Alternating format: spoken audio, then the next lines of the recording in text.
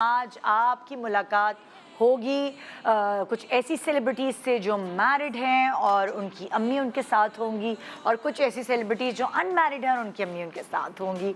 सो अभी जिस पहली जोड़ी को मैं बुला रही हूँ माँ बेटी की, हाँ जी, ये वो है जो बच्ची मैरिड है और शादी के बाद वो अपनी अम्मा को कितना मिस करती है या उसका अपनी अम्मा से कैसा रिलेशन है, ये इस जोड़ी को बुलाकर पूछते हैं। आइए वेलकम करते हैं मदिहा इफ्तिखार एंड रेहाना इफ्तिखार।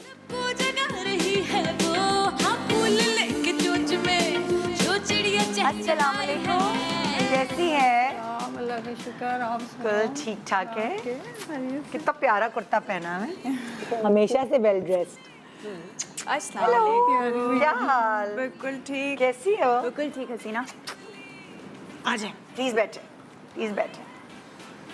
आ जाओ। कितने साल हो गए इसको विदा किए हुए? 7 ईयर। 7 ईयर। और माशाल्लाह जब बेटियां होती हैं और तो अम्मा अब्बा को ये डर नहीं होता कि अब सब ये रौनक चली जाएगी तो हमारा घर तो बिल्कुल सूना पड़ जाएगा? बहुत ज्यादा, ना पूछो। इनके जाने से तो अब्बू भी बीमार हो गए थे इसलिए, इतने शदीद। तुम्हें पता है अंकल कितने अटैच थे आप लोग बहुत फैमिली ओरिएंटेड हमेशा से मैंने देखा आप लोगों की लाइफ। सारी बहनें, आपके हस्बैंड, अल्लाह उनको जन्नत में आला मकाम दे। सो हमेशा से मैंने आपको देखा आप लोग बड़े जुड़े हुए रहे हैं हमेशा से। हमारी आदत है सारे इकट्ठे, बहनें इसकी हैं, हम इकट्ठे हैं तो हम खुश है। अब मैं यहाँ पे हूँ तो वो बच्चे उधर होते हैं, मगर ये है कि मुझे याद तो आती है, दिल मेरा वहीं जाती है इधर, यहाँ आती है उधर। मैंने कहा अब दो बच्चे जो बटे हुए हैं ना, क्या करें? वो कहते हैं ना हर जगह मैं आपको नहीं छोड़ सकती। वो कहते हैं ना कि इस दिल के टुकड़े हजार हुए, कोई यहाँ गिरा कोई वहाँ गिरा। तो जाहिर है कि औलाद सबसे आखिर में जो है वो मदिहा की शादी। मदिहा इसकी शादी जो है ना, इसने बड़ा ही क्या किया है। बहुत ज़्यादा हम लोग सैड हो गए थे। बहुत इसके जाने के बाद अंकल इतने बीमार हो गए थे कि फालिज हो गया उनको। उनकी हालत इतनी ख़राब हो गई थी। फिर आहिस्ता आहिस्ता हम लोग यहाँ से फिर शिफ्ट हो गए थे, इस्लामाबाद चले गए थे।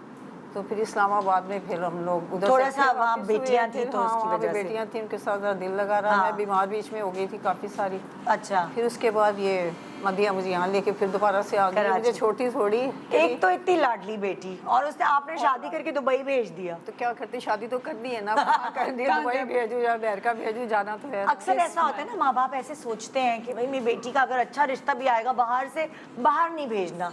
तुम्हारे अम्मा अब्बा कभी ऐसे सोचते थे? नहीं, मैंने सोचा नहीं था। ये शादी इसकी यही हुई थी, शादी के बाद गई है दुबई। नहीं, शाजिल पहले दुबई में था। शाजिल मतलब जब मेरी बात पक्की हुई थी दुबई जा चुका था। अच्छा। लेकिन अम्मी अब्बू का ऐसा कुछ था नहीं कि बाहर नहीं जाना या पाकिस्तान में। उन्होंने शादी करनी, अच्छा लड़का, अच्छी फैमिली हो, शादी। बहुत सारे माँ बाप ये सोचते हैं ना, हाय हम अपनी बेटी को बाहर नहीं हमें भेजना, मतलब भले हमसे शादी होके दूर जाएगी पर पाकिस्तान नहीं रहे। फिर भी आसरा था ना, बाकी 3 बेटियां थी। अगर मैं नहीं भी थी तो 3 तो थी जो मुझसे बड़ी है, मैं तो सबसे छोटी थी। तो ये पता था कि है अच्छा आसपास। मुझे ये पता है कि शादी से पहले भी तुम बड़ी क्लोज थी अपने वालिदैन से। जाहिर है सब बहनों की शादी हो गई थी, तुम काम भी कर रही थी और तुम अम्मा अब्बा के साथ ही रह रही होती थी।